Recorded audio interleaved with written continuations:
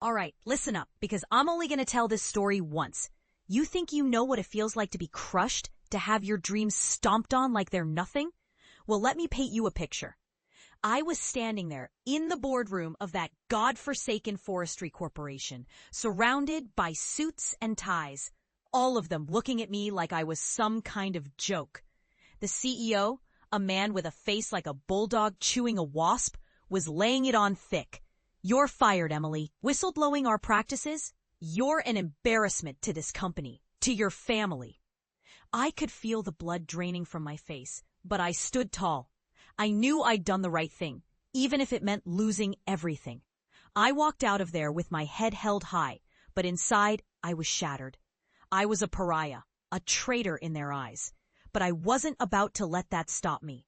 My family, they were the worst. My dad, a stern man with a heart as cold as his whiskey, looked at me with disgust. "You've always been a dreamer, Emily," he said, his voice dripping with contempt. "But this is ridiculous. You're throwing your life away." My mom, ever the enabler, just stood there, silent. My siblings, they laughed. They laughed, said I was an embarrassment, a joke, that I'd never amount to anything. But I had a fire burning inside me, a passion, a purpose. I knew I had to do something to prove them all wrong.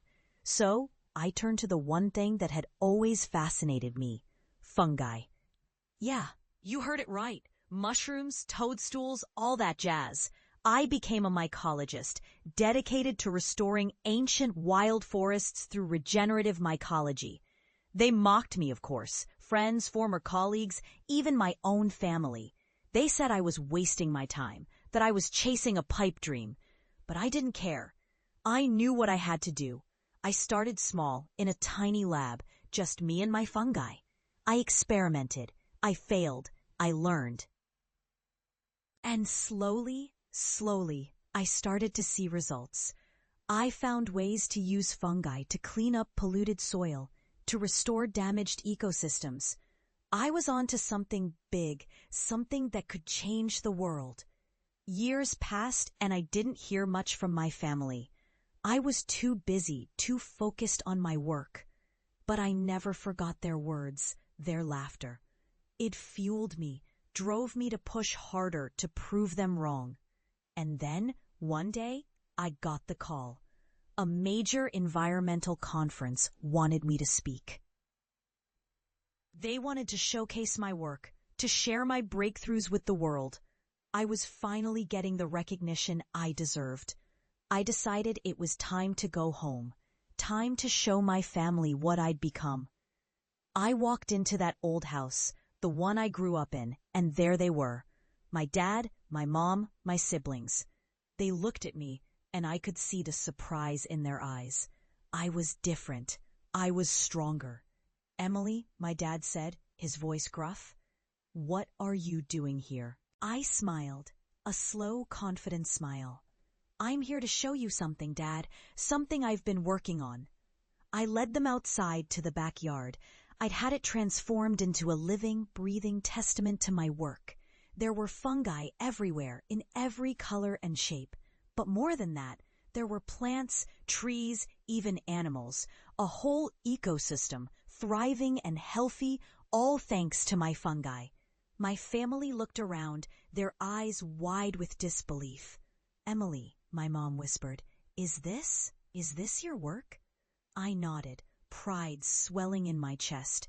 "Yes, Mom, this is my work. This is what I've been doing all these years. This is what you all laughed at, what you called ridiculous."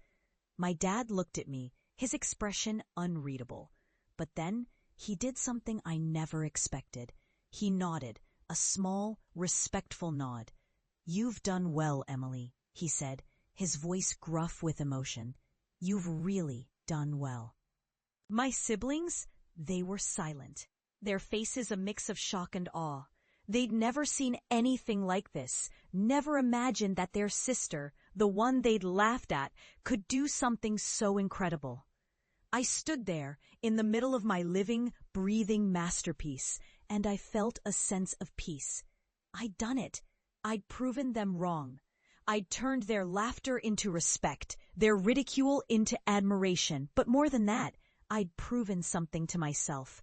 I'd proven that I was strong, that I was capable, that I could turn my dreams into reality, no matter what anyone said.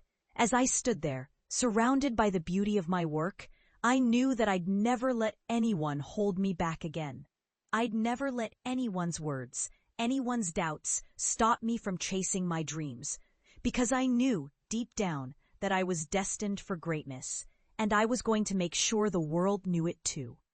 So if you're out there listening to this, and you're feeling crushed, feeling like your dreams are impossible, let me tell you something. Don't give up. Don't let anyone's words, anyone's doubts hold you back. Because you, yes you, have the power to turn your dreams into reality. You have the power to prove them all wrong. And who knows, maybe one day you'll be standing in the middle of your own living, breathing masterpiece, looking at the people who once doubted you, and seeing the respect and admiration in their eyes. Maybe one day you'll be the one laughing, the one proving that dreams really can come true.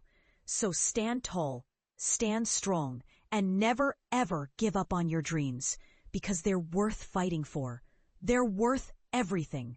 And that, my friends, is my story. The story of how I turned their laughter into my triumph. The story of how I proved them all wrong. The story of how I became a mycologist and changed the world, one fungus at a time.